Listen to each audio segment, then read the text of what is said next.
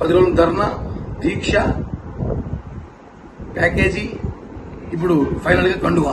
Pothina Mahesh story ప్రస్థానం జనసేనలో మొదలై వైసీపీలో చేరింది.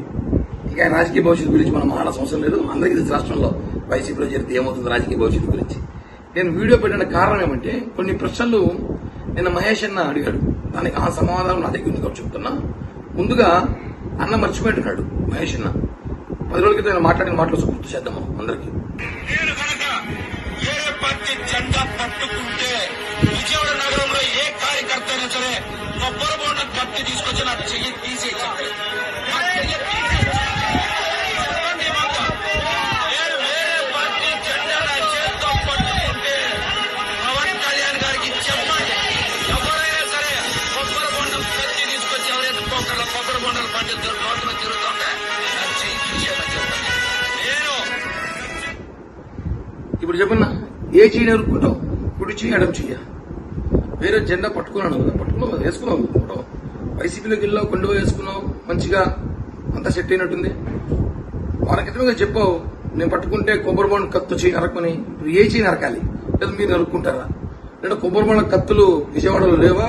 లేదంటే మీ చుట్టుపక్కల ప్రాంతాల్లో ఉన్న కత్తులని మీరు సర్దుకొని దాచిపెట్టారా అని అడుగుతున్నా. మీరు కొన్ని నేను మాట్లాడుతూ సింహం సింగల్గానే నాయకుడు కావాలట. సింహం సింగల్ గా అంటే ఇప్పుడు ప్రజాశాంతి పార్టీ అధ్యక్షుడు కేఏ పాల్ కూడా సింహం సింగల్ గానే వస్తున్నాడు. ఆయన కూడా అడిగితే అప్పుడు ఆయన కూడా సింహం అనుకోవడం అయితే మీరు మాట్లాడదాన్ని బట్టి అలాంటి నాయకుడి దగ్గర నా ప్రయాణం ఉంటుందంటే చూసుకోండి. ఇప్పుడు మీకు బీజం వేసింది, నాయకుడిగా చేసింది 2017లో మీరు ఆఫీస్ జనసేన పార్టీ హైదరాబాద్ కార్యాలయం బయట మీరు వెయిట్ చేసిన రోజులు ఫోటోలు సోషల్ మీడియాలో ఉన్నాయి.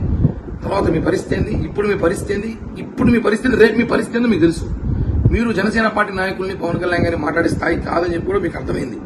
భవిష్యత్తుపై భద్రత కల్పించే నాయకుడు కావాలి. భద్రత అంటే ఏంది? భవిష్యత్తు అంటే ఏంది? భరోసా, ఆర్థికంగా భరోసానా లేదంటే ఆస్తులుగా భద్రతనా? ఇవన్నీ కూడా మీకు వైసీపీని చేరినట్టుంది. కాబట్టి మీరు ఈరోజు మాట్లాడుతున్నారు. అన్ని సెట్ చేసుకున్న కదా పోయారు. ఆ ధర్నా దీక్షలు ఇవన్నీ చేయడం కూడా మొత్తం ప్లాన్ ప్రకారం జరిగింది. మీరు వెళ్ళిపోతున్న సంగతి అందరికీ తెలుసు, కళ్యాణ్ గారికి కూడా తెలుసు. కాబట్టి మీకు సీట్ లేదని చెప్పి కూడా కళ్యాణ్ గారు చెప్పడం జరిగింది. జనసేన పార్టీ గురించి మీరు కిరాయి కూలీ జెండా మోసేవాళ్ళన్నారు. ఎవరు జెండా ఎవరు మోస్తున్నారన్న? మీరు ఈరోజు జనసేన పార్టీ జెండా మోసి జనసేన పార్టీ కోసం అనేకసార్లు జగన్మోహన్ రెడ్డిని, అక్కడున్న స్థానిక మంత్రుల్ని, ఎమ్మెల్యేని బండబూతులు తిట్టి ఈరోజు మీ స్వార్థం కోసం, మీ ఆర్థిక లావాదేవీల కోసం, మీ కమిట్మెంట్ కోసం మీరు ఈరోజు వైసీపీ పార్టీలోకి పోయారు. ఇప్పుడు చెప్పండి, ఎవరు కూలీ ఎవరు కిరాయిలు? మీరు చేసింది ఫస్ట్ మీరు మాట్లాడే ముందు మీరేం చేస్తారో విమర్శ చేసుకుని మళ్ళీ మాట్లాడండి. పవన్ కళ్యాణ్ గారు ఎక్కడ పోటీ చేయాలో ఆయన తెలుసు.